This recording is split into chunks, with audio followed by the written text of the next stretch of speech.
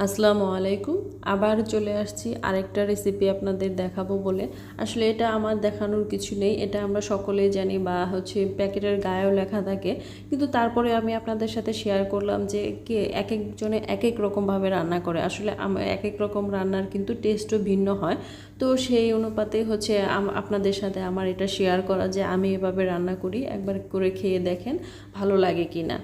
তো এখানে আমি একটা হালিমের প্যাকেট নিয়েছি। প্যাকেটের মধ্যে কিন্তু দুইটা প্যাকেট থাকে, একটা মশলা প্যাকেট আর একটা চাল ডালের যে মিশ্রণটা সেটার প্যাকেট। তো আমি প্যাকেটগুলো থেকে মশলা এবং চাল ডালের মিশ্রণগুলো ঢেলে নিচ্ছি। এখন এই চাল ডালের মিশ্রণের মধ্যে আমি দিয়ে দিচ্ছি গরম পানি। গরম পানি অল্প অল্প করে দিয়ে নেড়ে চেড়ে গুলিয়ে নিচ্ছি। এটা কিন্তু ভালোভাবে নেড়ে চেড়ে গুলিয়ে নেবেন, তা না হলে দানা দানাতে দলা পেকে যায়। তো সেটা কিন্তু থাকা যাবে না। এটা দানা দানা থাকলে কিন্তু হালিম রান্নাটা খেতে ভালো লাগবে না। এর জন্য ভালোভাবে মিশিয়ে নিতে হবে। তো ভালোভাবে পানি দিয়ে 2 কাপের মতো পানি, গরম পানি দিয়ে আমি 30 মিনিটের জন্য রেখে দিয়েছিলাম ঢেকে। তো এখন 30 মিনিট পরে আমি প্যানের মধ্যে আমি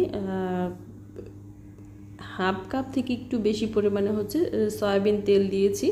আর এখানে দিয়ে দিচ্ছি 1 কাপ, মেজারমেন্টে কাপের 1 কাপের মতো পেঁয়াজ কুচি। পেঁয়াজ কুচিটা একটু বেশি দেওয়ার কারণ যে আমি একবারে এখানে মাংসের জন্য পেঁয়াজ নিয়েছি বা পেঁয়াজ বেরেস্তা করে তুলে নেব সের জন্য নিয়েছি।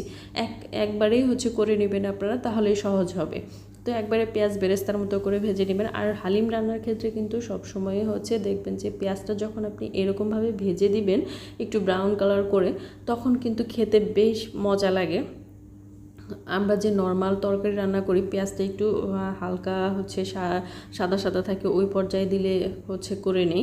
কিন্তু এর মধ্যে একটু ব্রাউন কালার আসলে সেটা খেতে ভালো লাগে। তো এর মধ্যে আমি যে 1 চা চামচ আদা বাটা, 1 চা চামচ রসুন বাটা দিয়েছি। আর এখানে আমি কিছু মুরগির মাংস ছোট ছোট পিস করে কেটে নিয়েছি। চাইলে বড় বড় পিস করেও নিতে পারেন। তো আমার মনে হয় যে হালিম রান্নার ক্ষেত্রে ছোট ছোট পিস করে নিলে তাহলে খেতে ভালো লাগে। তো এখন আমি মাংসগুলো দিয়ে দিব। আর এখান থেকে কিন্তু আমি কিছুটা পেঁয়াজ তুলে রেখেছি, পেঁয়াজ বেরেস্তাটা পরে ব্যবহার করব এর জন্য। কেননা যখন আপনি হালিমটা খাবেন তখন মুখের মধ্যে যদি মাংসের টুকরোগুলো যায় তাহলে কিন্তু খেতে ভালো লাগে। আর বড় পিস থাকলে কিন্তু সেটা ওরকমভাবে খাওয়া যায় না, ছিঁড়ে ছিঁড়ে নিয়ে খেতে হয়। তো সেটা ভালো লাগে না আমার। এর জন্য আমি ছোট ছোট টুকরো করে দিয়েছি। তো এর মধ্যে এখন দিয়ে দিচ্ছি 1 চা চামচ হলুদ গুঁড়ো আর 1 চা চামচ শুকনো মরিচের গুঁড়ো। ঝালটা যার যার টেস্ট অনুযায়ী দিবেন। আর দিয়ে দিচ্ছি 1 চা চামচ ধনিয়া গুঁড়ো। দিয়ে নেড়ে চেড়ে কিছুটা ভেজে নিচ্ছি। আর এটা মাংসটা সব সময় চেষ্টা করবেন যে ভালোভাবে কষিয়ে নিতে। তো এখানে হাফ চা চামচ থেকে একটু কম জিরার গুঁড়ো দিয়ে দিচ্ছি। দিয়ে আবার নেড়ে চেড়ে নিচ্ছি। আর এখন দিয়ে দিব লবণ। লবণটা আপনারা অবশ্যই মাথায় রাখবেন যে এই প্যাকেটের মধ্যে কিন্তু লবণ থাকে। এর জন্য সব সময় অল্প পরিমাণে লবণ দেওয়ার চেষ্টা করবেন, যে যতটুকু পরিমাণে খেতে পারেন সেই অনুযায়ী। কেননা প্যাকেটের মধ্যে মশলার মধ্যেও কিন্তু লবণ থাকে। তো এখানে আমি মশলার প্যাকেট যে কেটে নিয়েছিলাম তার মধ্যে থেকে 3 ভাগের 2 ভাগ মশলা আমি এই মাংসের মধ্যে দিয়ে দিচ্ছি। আর 1 ভাগ মশলা আমি রেখে দিচ্ছি, ওটা পরে ব্যবহার করব। তো মশলাগুলো দিয়ে আবারও কিছুক্ষণ নেড়ে চেড়ে ভেজে কষিয়ে নিচ্ছি। এখন আমি এর মধ্যে যে চাল আর ডালের যে মিশ্রণটা দেখুন কতটা সুন্দরভাবে পানিটা টেনে নিয়েছে এবং ভিজেও গিয়েছে। তো এখন এর মধ্যে আমি যে চাল ডালের যে মিশ্রণটা সেটা দিয়ে দিব। মাংসটা কষিয়ে নেওয়া হয়ে গিয়েছে। আর দেখেই বুঝতে পারতেছেন এর মধ্যে কিন্তু কোনো দানা দানা ভাব নাই। মাশাআল্লাহ খুব সুন্দরভাবে পানিটা টেনে নিয়েছে। একটু ভালোভাবে নেড়ে চেড়ে ভিজিয়ে রাখলেই কিন্তু সুন্দরভাবে পানিটা টেনে নেয়, তখন আর দানা দানা থাকে না, হালিমটা খেতেও ভালো লাগে। তো ভালোভাবে কষিয়ে নিব। আর এই হালিম রান্নার আমার কাছে যেটা মনে হয় যে মজা হওয়ার অন্যতম কারণ যে ভালোভাবে কষিয়ে নেওয়া। যতটা সুন্দর করে কষিয়ে নেওয়া যায় হালিমটা খেতে কিন্তু মাশাআল্লাহ ঠিক ততটাই মজা লাগে। তো মাংসটা কষিয়ে নেওয়া হয়ে গিয়েছে, তেলটা উপরে চলে আসছে। তো বুঝতে পারছেন যে কষিয়ে নেওয়া হয়ে গিয়েছে। এখন এর মধ্যে আমি গরম পানি দিয়ে দিচ্ছি।